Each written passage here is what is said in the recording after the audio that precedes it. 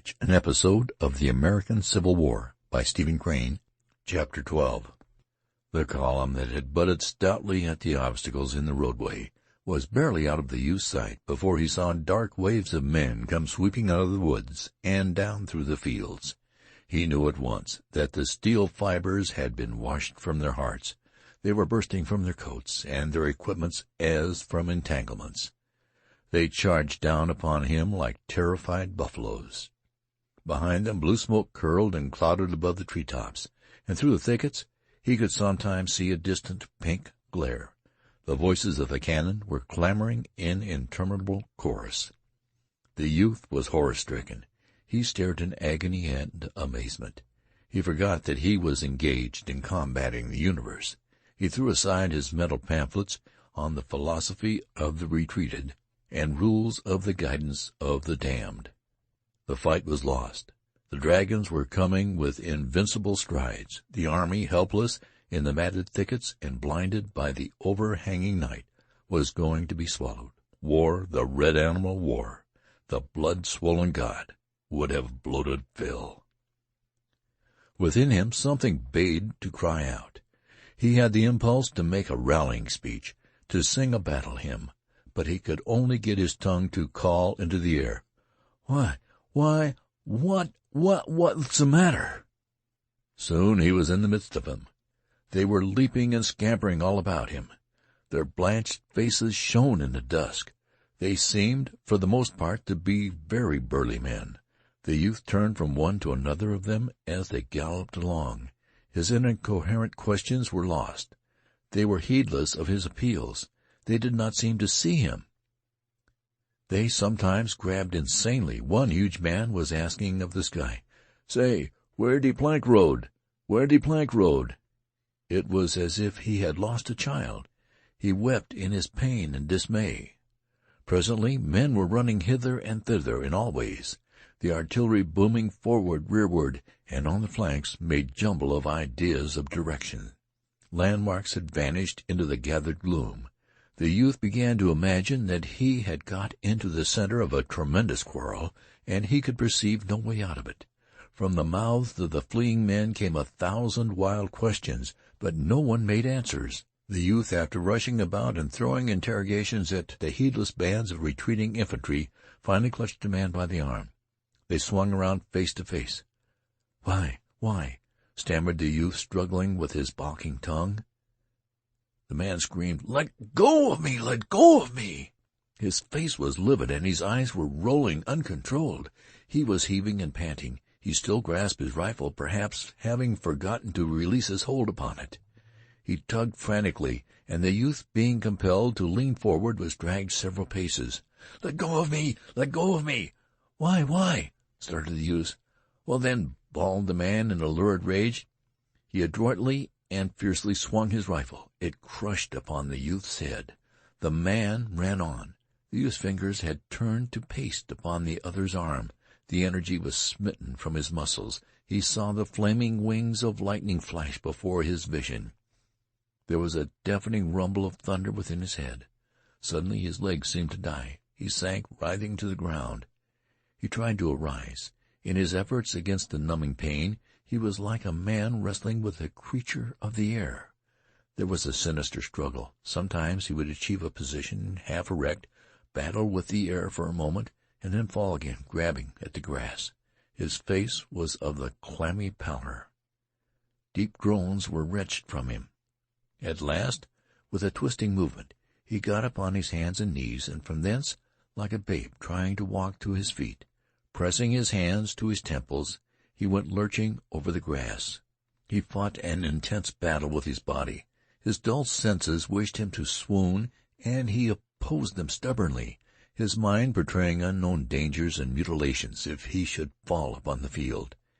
He went tall soldier fashion. He imagined secluded spots where he could fall and be unmolested. To search for one he strove against the tide of his pain. Once he put his hand to the top of his head and timidly touched the wound. The scratching pain of the contact made him draw a long breath through his clenched teeth. His fingers were dabbed with blood. He regarded them with a fixed stare. Around him he could hear the grumble of jolted cannon as the scurrying horses were lashed toward the front. Once a young officer on a besplashed charger nearly ran him down. He turned and watched the mass of guns, men, and horses sweeping in a wide curve toward a gap in the fence. The officer was making excited motions with a gauntleted hand. The guns followed the teams with an air of unwillingness, of being dragged by the heels. Some officers of the scattered infantry were cursing and railing like fishwives. Their scolding voices could be heard above the din. Into the unspeakable jumble in the roadway rode a squadron of cavalry. The faded yellow of their facings shone bravely. There was a mighty altercation. The artillery was assembling as if for a conference. The blue haze of evening was upon the field. The lines of forest were long purple shadows. One cloud lay along the western sky, partly smothering the red. As the youth left the scene behind him, he heard the guns suddenly roar out. He imagined them shaking in black rage. They belched and howled like brass devils guarding a gate. The soft air was filled with their tremendous remonstrance. With it came the shattering peal of opposing infantry. Turning to look behind him, he could see sheets of orange light illumine the shadowy distance. There were subtle and sudden lightnings in the far air. At times he thought he could see heaving masses of men. He hurried on in the dusk. The day had faded until he could barely distinguish place for his feet. The purple darkness was filled with men who lectured and jabbered. Sometimes he could see them gesticulating against the blue and somber sky. There seemed to be a great ruck of men and munitions spread about in the forest and in the fields. The little narrow roadway now lay lifeless. There were overturned wagons like sun-dried boulders. The bed of the former torrent was choked with the bodies of horses and splintered parts of war machines. It had come to pass that his wound pained him but little. He was afraid to move rapidly, however, for a dread of disturbing it. He held his head very still and took many precautions against stumbling. He was filled with anxiety, and his face was pinched and drawn in anticipation of the pain of any sudden mistake of his feet in the gloom. His thoughts as he walked fixed intently upon his hurt. There was a cool, liquid feeling about it, and he imagined blood moving slowly down under his hair. His head seemed swollen to the size that made him think his neck to be inadequate. The new silence of his wound made much worriment. The little blistering voices of pain that had called out from his scalp were, he thought, definite in their expression of danger. By them he believed that he could measure his plight. But when they remained ominously silent, he became frightened and imagined terrible fingers that clutched into his brain. Amid it he began to reflect upon various incidents and conditions of the past. He bethought him of certain meals his mother had cooked at home, in which those dishes of which he was particularly fond had occupied prominent positions. He saw the spread table. The pine walls of the kitchen were glowing in the warm light from the stove.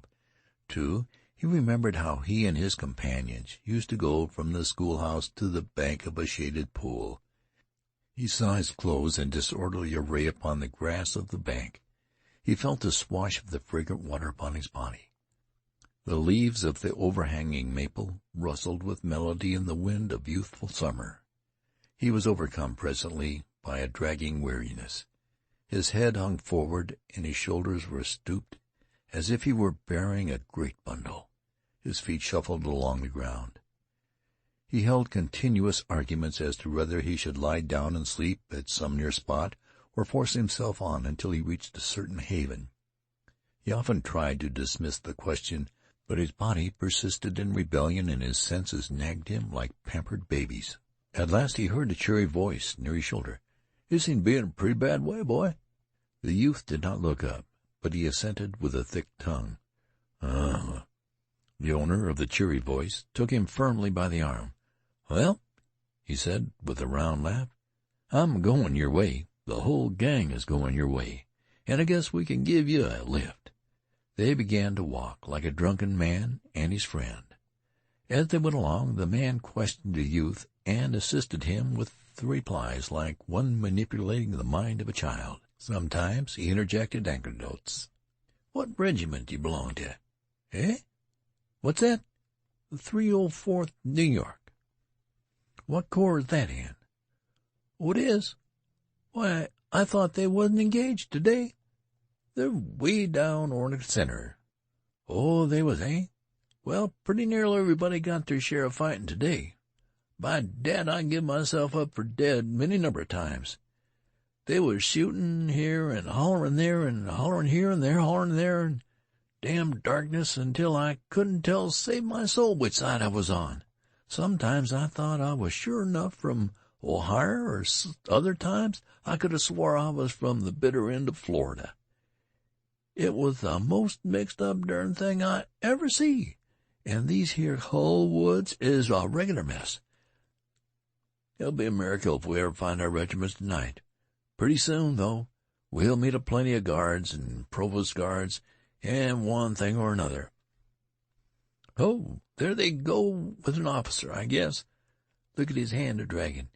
He's got all the war he wants, I bet. He won't be talking so big about his reputation and all when they go to sawing off his leg. Poor feller, my brother's got whiskers just like that. How did you get your way over here, anyhow? Your regiment is a long way from here, ain't it? Well, I guess we can find it. You know, there was a boy killed in my company today that I thought the world of all of. Jack was a nice feller. By ginger, it hurt like thunder to see old Jack just get knocked flat. We was a-standing pretty peaceable for a spell, though there was men running every way all around us, and while we was a-standing like that, 'long comes a big fat feller. He began to peck at Jack's elbow and says, "Say, where's the road to the river?"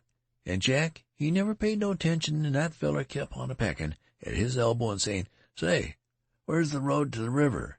Jack was looking ahead all the time, trying to see the Johnnies coming through the woods, and he never paid no attention to the big fat feller for a long time. But at last he turned around and he says, "Go to hell and find the road to the river." And just then a shot slapped him bang on the side of the head. He was a sergeant, too. Them was his last words. Thunder, I wish we was sure of finding our regiments tonight. It's going to be a long hunting, but I guess we can do it. In the search which followed, the man of the cheery voice seemed to the youth to possess a wand of a magic kind. He threaded the mazes of the tangled forest with a strange fortune. In encounters with guards and patrols he displayed the keenness of a detective and the valor of a gamin. Obstacles fell before him and became of assistance. The youth, with his chin still on his breast, stood woodenly by while his companion beat ways and means out of sullen things.